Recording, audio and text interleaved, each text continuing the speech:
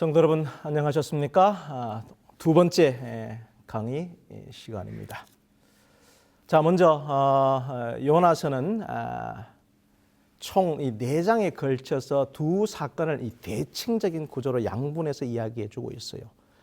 1장과 2장에서는 하나님의 명령을 받지만 그 명령에 순종하지 않고 요나가 하나님의 낯을 피하여 달아나는 부분이고요. 3장과 4장에서는 이 요나가 다시 명령을 받고 니느웨로 명령을 수행으로 가는 부분입니다. 자, 이야기는 이 요나서의 이 도표 보여주시는 이 도표를 보시는 것처럼 거의 이 완전한 이 평행 구조로 제시되고 있는데요. 자, 이제 이 각 부분은 세 항목으로 이루어집니다. 첫 번째는 요나와 하나님의 말씀, 그리고 두 번째는 요나와 하나님의 세계, 그리고 세 번째는 요나와 하나님의 은혜입니다. 자, 이렇게 문학적으로 아주 정교하고 정교하게 짠 이 구조를 통해서 요나서는 우리에게 어떤 메시지를 전달하고 싶어 할까요? 오늘 이 살펴볼 이 요나서 3장을 중심으로 요나서는 두 대칭 구조로 된 사건, 모두 요나가 민족적 그리고 종교적으로 자신과 다른 사람, 다른 세상, 그 다른 세계관을 어떻게 바라보고 어떻게 어울려야 하는지를 보여주고 있습니다.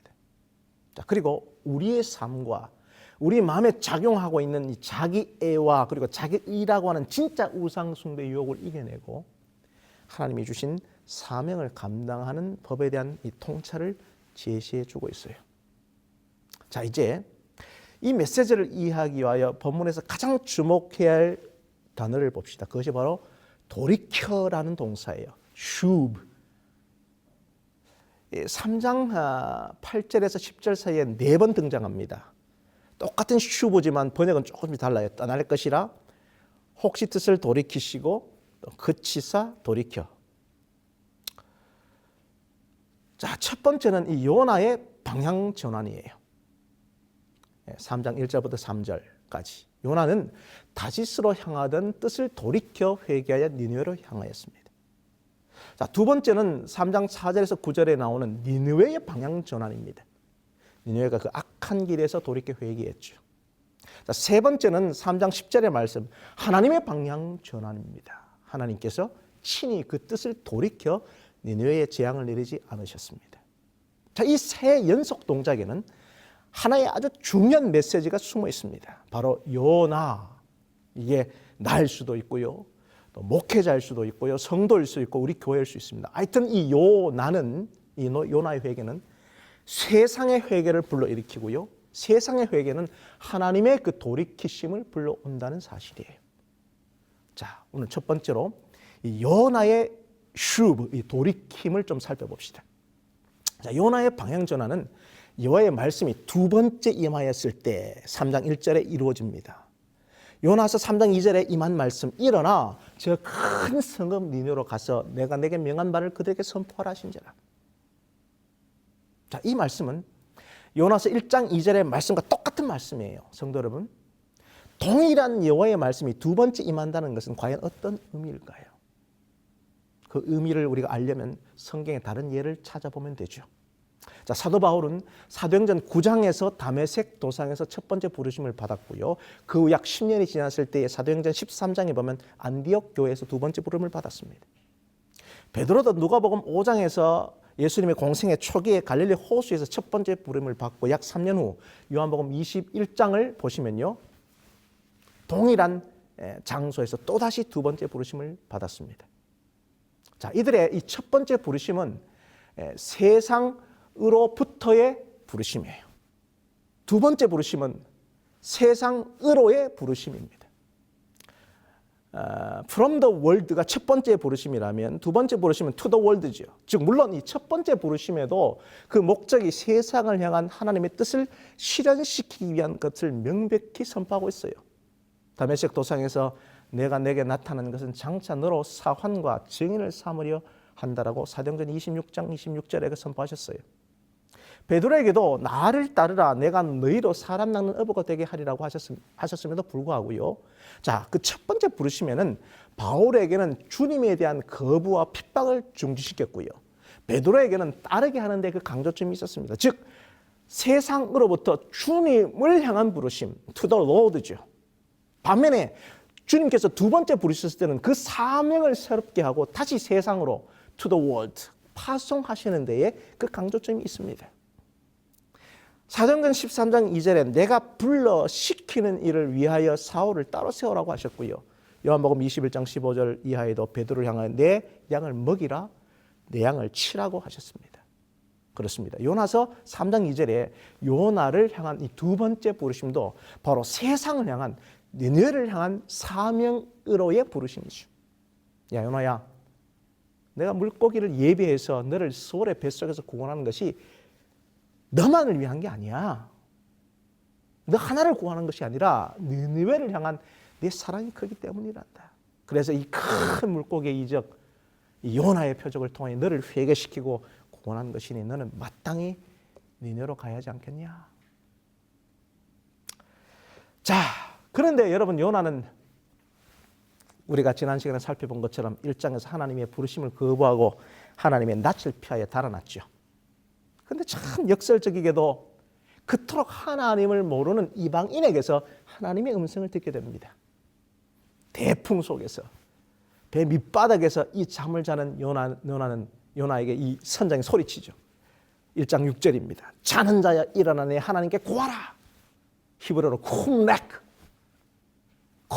이 선장의 말은 1장 2절과 3장 2절에 너는 일어나 큰 성읍 니느웨로 가서 여기서 일어나의 원어로 하나님이 요나에게 사명 주실 때 사용한 단어도 같아요.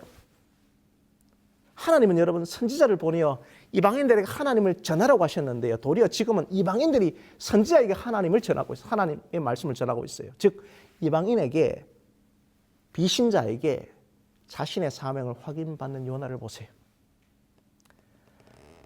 여러분 믿는 사람이요 말씀대로 살지 못하면 하나님은 가끔씩 그 주도권을 세상에 넘기십니다. 요즘 비난의 중심에 교회가 있다는 사실을 부인하기 어렵죠. 그러나 하나님은 세상을 사용하셔서 우리를 깨닫게 하시기도 한다는 것을 우리가 알아야 합니다. 자, 이 대목에서 우리 신앙 공동체는 무엇을 배우고 돌이켜야 할까요? 현재 이 세상은 교인과 비교는 할 것 없이 우리 모두 한 배에 타고 있다는 점이에요.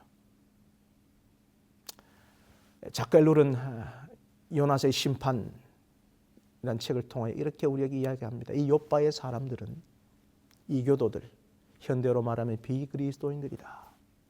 그러나 이 비그리스도인들과 그리스도인들의 운명은 이어져 있다. 한 배를 타고 있는 것이다.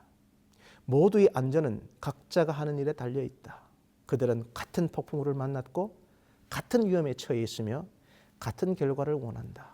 이 배는 우리의 상황을 모형처럼 보여준다라고 이야기하고 있어요.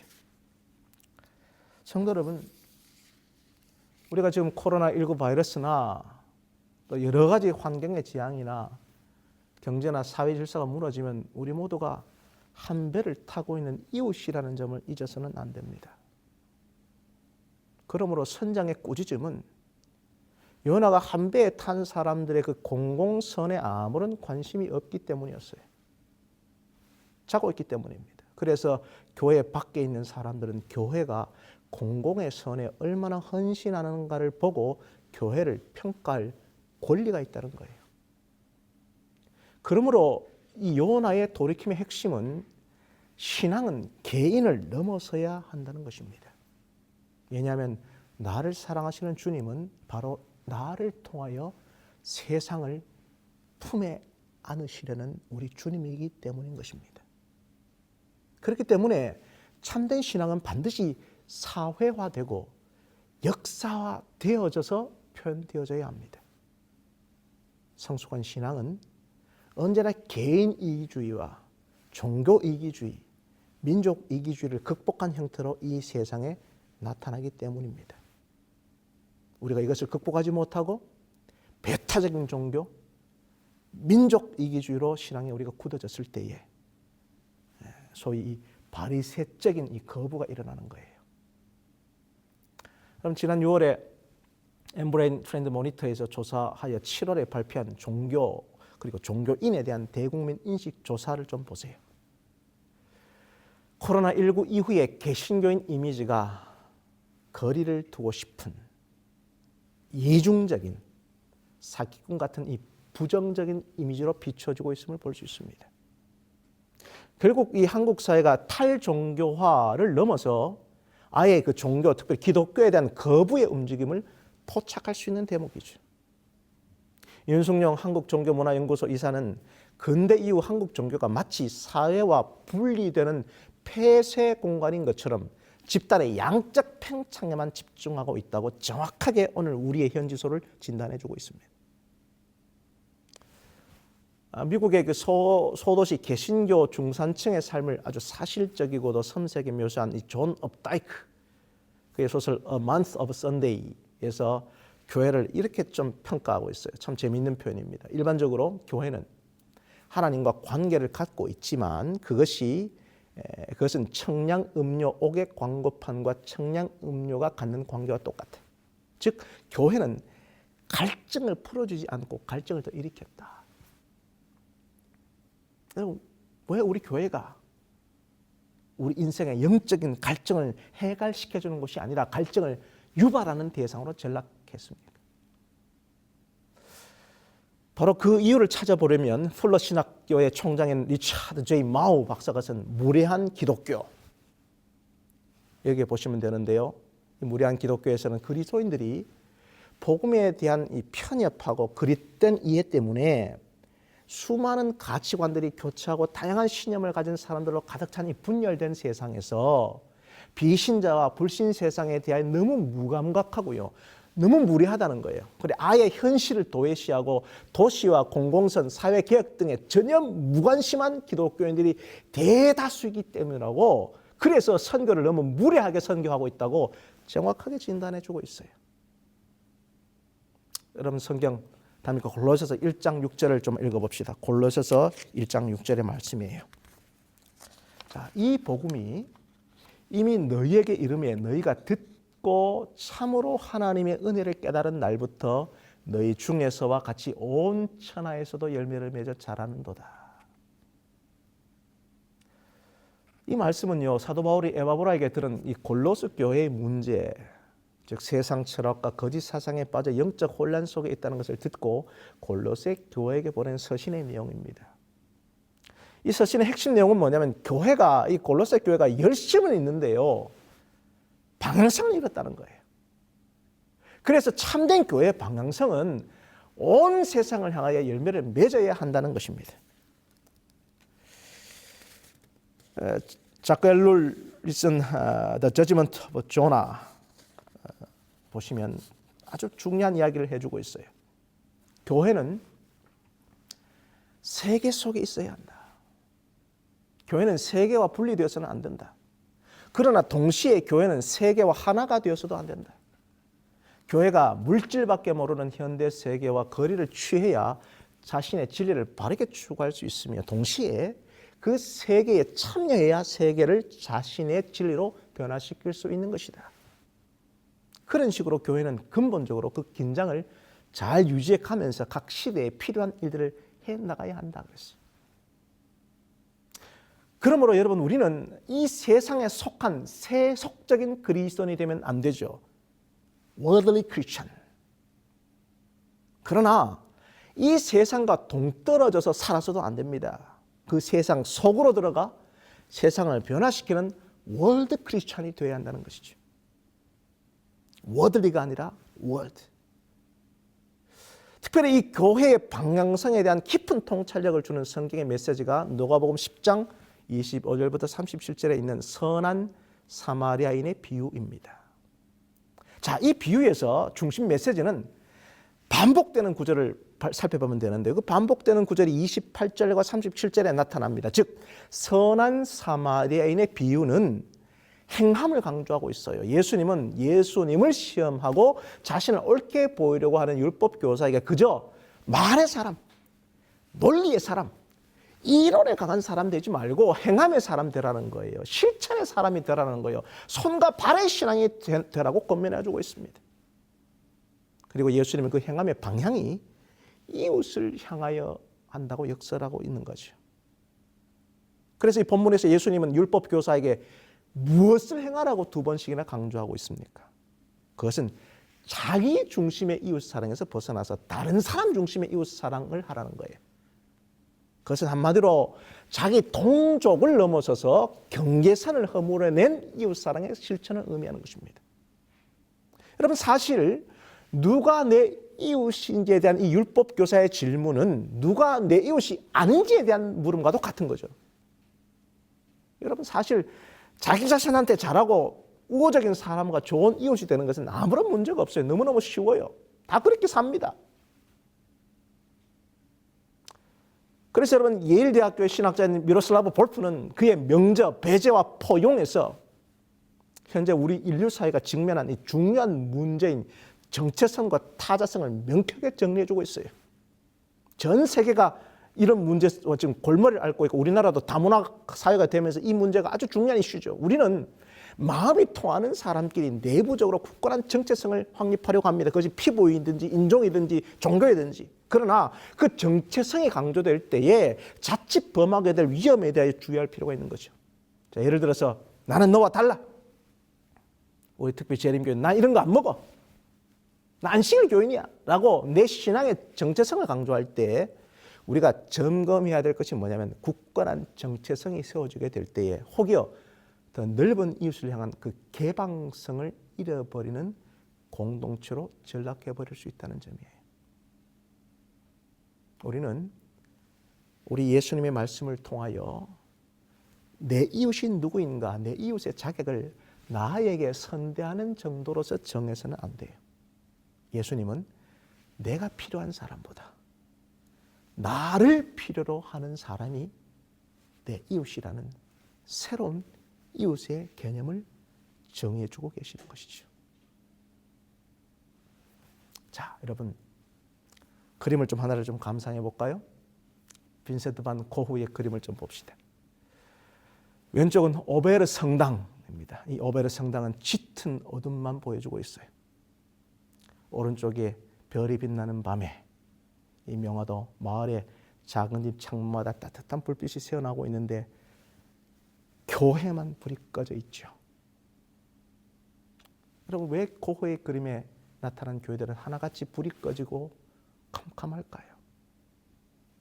미술학자들은 고흐가 그린 이 불 꺼진 교회당의 의미를 경제적으로 어렵게 될까 봐 성직자가 되려는 자신의 순수한 열망을 비판했던 목사였던 아버지의 그 위선적 행동과 아직 보잘것없던 고흐와 자기 딸을 교제를 대놓고 반대했던 스티크 목사와 광산촌에서 자신을 쫓아냈던 고압적인 교단 등에 대한 경험 때문에 고흐는 교회를 위선과 자기 기만의 장소로 생각했다고 해석해 주고 있어요.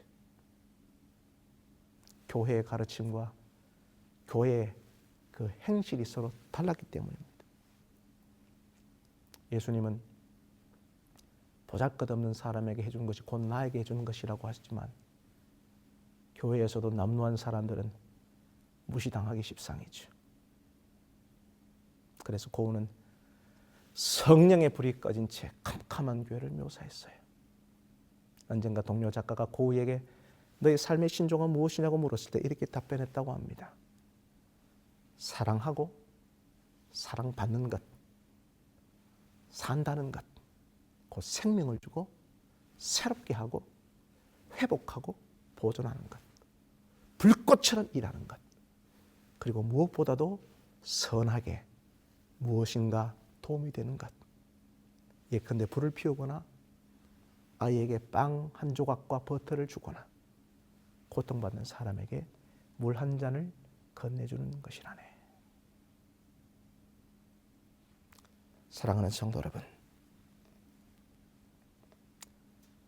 세계적으로 유명한 미래학자 최윤식 박사는 그의 책 2020-2040 한국교회 미래지도라는 책을 통하여 우리에게 이렇게 호소하고 있습니다. 지금 우리의 모습은 외형적으로는 화려하지만 내부는 심각한 영양실조에 걸린 상황이다. 복음의 열정은 시들고 단에서 외치는 설교는 양적 성장을 위한 도구가 되었다. 교회의 근원적 에너지를 상실해가고 있다. 그러나 앞으로의 위기에 비하면 지금은 시작에 불과하다. 현재 위기가 지속되고 뼈를 깎는 갱신이 없다면 두려운 미래가 올 가능성이 크다. 우리가 이 위기를 무시하거나 외면하지 않고 있는 그대로 직시하여 근본적으로 대응하는 방법을 찾는 것이 중요하다라고 경고하면서 요셉처럼 다가올 엄청난 영적인 흉년을 대비할 준비를 하라고 호소해주고 있어요. 존경하는 성도 여러분, 이 시대의 교회의 위기는 외형의 위기, 사이즈의 위기가 아니라 메시지의 위기입니다. 현재 우리 재림교회의 모습을 돌아봅시다. 우리 교회와 우리 합회와 각 선교기관들은 어떤 방향성을 지금 가지고 있습니까? 정확하고 정직하지 못한 통계 수치로 과장하는 과시욕의 허수에 만족하고 있지는 않습니까? 우리 모두 진정한 부흥은 한 영혼의 가치에 있음을 늘 새겨야 될 것입니다. 교회 다니는 사람 많은데 영향력 미비한 허세에 빠져 있지는 않습니까? 예수님은 마태복음 5장 16절에서 분명하게 말씀하셨죠. 너희는 세상의 빛과 소금이다.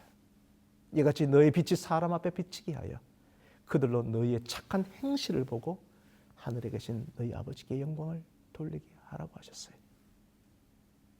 여러분, 오늘 내 신앙과 삶이 불일치하고 있음에도 아무런 문제의식 없이 우리 신앙의 허상에 빠져서 살고 있지는 않습니까? 야고보는 야고보서 2장 15절에서 17절에서 만일 형제나 자매가 헐벗고 일용할 양식이 없는데 너희 중에 누구든지 그에게 이르되 평안히 가라, 더 없게 하라, 배부르게 하라 하며 그 몸에 쓸 것을 주지 아니하면 무슨 이익이 있으리요? 이와 같이 행함이 없는 믿음은 그 자체가 죽은 것이라고 그랬어요. 그래서 13절에 긍휼을 행하지 아니하는 자에게는 긍휼 없는 심판이 있으리라. 긍휼은 심판을 이기고 자랑하느니라고 우리에게 진정한 살아있는 믿음의 개념을 정의해 주고 있는 것입니다. 그러므로 사랑하는 성도 여러분, 우리 모두 다시스로 향하는 우리 신앙과 우리 공동체의 방향을 니느웨로 돌이키기를 간절히 여러분 기도합시다. 참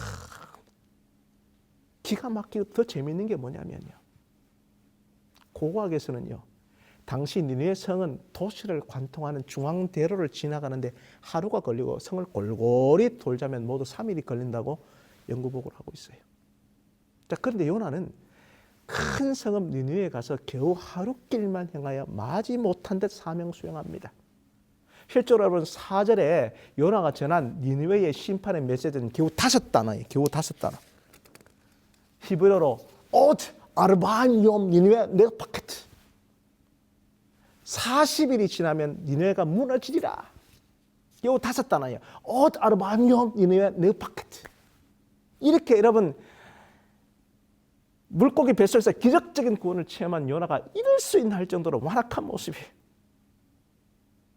그런데 참으로 놀라운 것은 뭐냐면 이렇게 불평으로 투덜거리며 못마땅한 마음으로 사명을 수행하는 요나를 회개하고 구원한다는 그 메시지보다는 이 망한다는 심판의 메시지는 너무 성의 없이 전하는 요나를 하나님께서 버리지 않고 포기하지 않고 기꺼이 사용하신다는 거예요.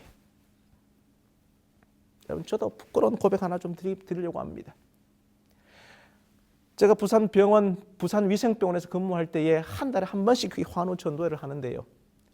평균 병실 방문을 7번 해야 그 환우의 마음문이 열려서 대화가 되고 또 관계를 맺고 영적인 대화가 되고 성경을 가르치고 전도에 초청할 수 있는데, 그렇게 한 달에 한 번 전도회 준비에 침례식 준비에 성경 가르치고 바쁘게 사역하던 어느 전도회 열리는 날 첫날에 많은 환우리로 휠체어를 타고요 수액에 걸린 캐리어를 끌고 그 교회 안으로 많이 몰려 들어오는 거예요. 그걸 보면서 저도 나도 모르게 무의식적으로 이렇게 나시막히 속삭였어요. 야, 힘들어 죽겠는데 왜 이렇게 많이 오고 난리야. 그런데 만약 제가 하나님이라면요, 야 김동섭, 너 레슬링 선수할 때 메달도 제대로 못 따고 금메달도 못 따고 빌빌거리고 그래서 할 것 없이 깡패질이나 할 때 내가 이렇게 은혜를 베풀어서 너를 구원하고 목사 만들었는데 너 이것밖에 못해 하면서 그냥 확 차버렸을 텐데, 참으로 참 놀라운 은혜는 우리 하나님께서 이런 나를, 이런 요나 같은 나를 요나처럼 돌이켜서 우리를 사용하신다는 거예요. 하나님은 요나서 1장, 2장에서는 폭풍과 큰 물고기를 통하여 이적과 기사로 우리를 흔들어 깨우시고요. 3장과 4장에서는 니느웨라고 하는 역사적 현실과 박넝쿨이라고 하는 그 작은 현상을 통하여 우리에게 자상하게 가르쳐서 돌이키시길 원하세요. 기적이라고 하는 특별 계시로 회개시키고요. 더 나아가 대화라고 하는 일반 계시로 요나를 돌이키시고 성숙시키고자 끝까지 설득하시고 달래서 우리를 사용하기를 원하시는 하나님이 우리 하나님이라는 것입니다. 예전에 한 2015년에 영남 앞에 은퇴 목사 수양회에 참석할 기회가 있었어요. 그 당시 은퇴 목사 회장님이셨던 우리 삼육대학교 신학과 교수님이었던 신현철 목사님의 말씀이 참 제게 많은 깨달음을 주었습니다. 그때 그렇게 말씀하셨어요. 평생을 목회를 하고 은퇴한 큰 노익장 완전 베테랑들이시죠. 그분이 나는 평생 엉터리 설교했습니다. 나도 행하지 못하는 설교했어요. 오늘 주님이 달리신 십자가 한편의 강도가 구원받은 것처럼 우리 모두 진정한 회개를 통하여 우리 모두 겸손해져야 합니다. 사랑하는 성도 여러분,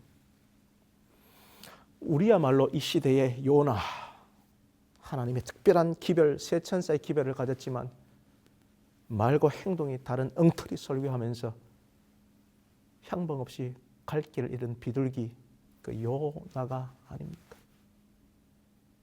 그러나 오늘 우리에게 두 번째 찾아오셔서 다시 사명을 맡기시는 하나님이 우리의 하나님이시라는 거예요. 일어나 저 큰 성읍 니느웨로 가서 내가 내게 명한 바를 그들에게 선포하라 하신지라. 하나님이 우리에게 두 번 찾아오시는 이 장면은 우리가 아무리 못나도 포기하지 않으시는 하나님의 자비를 보여주십니다. 그런데 여러분, 두 번 찾아오신 하나님은 실패한 요나에게 그 사명을 깎아주거나 그 사명 갖고 흥정하지 않으세요. 그냥 동일한 사명 그대로 다시 주십니다. 왜냐하면 요나보다 더 큰 그분이 완전하신 것처럼 그분이 하신 말씀도 명령도 내용도 완전하기 때문입니다. 성도 여러분, 하나님 앞에서 변화의 주체는 낮이 하나님이 아니죠. 미성숙한 우리를 언제나 다시 찾아오셔서 다시 말씀 앞에 서게 하시며 또 다시 세상으로 기꺼이 파송하시는 분. 비록 우리가 자신의 열등감과 편견과 이기심을 극복하지 못하고 투덜거려도 복음을 부끄러워서 제대로 전하지 못해도 우리를 통하여 세상을 변화시키려는 하나님이 우리 하나님이십니다. 성도 여러분, 저는 이 지점에서 저는 큰 위로를 받습니다. 오늘 내가 비록 미성숙하고 때로는 하나님 앞에 온전치 못해도 내가 돌이키기만 한다면 그때부터 하나님은 나를 사용하신다는 사실을 알게 되기 때문입니다. 우리 모두 그 완전하신 하나님께로 돌아갑시다.